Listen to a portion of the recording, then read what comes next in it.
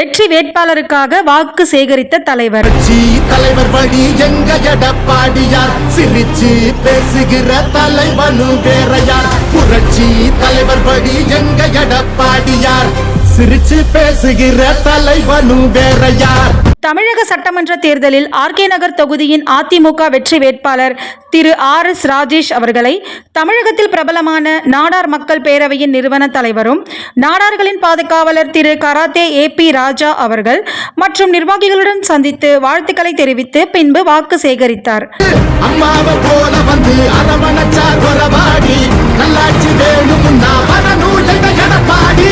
ஏழைகள் சிரிக்கணும்னா ரெட்டையல ஆடணும், தமிழ்நாடு ஜெயிக்கணும்னா எடப்பாடியார் ஆடணும்.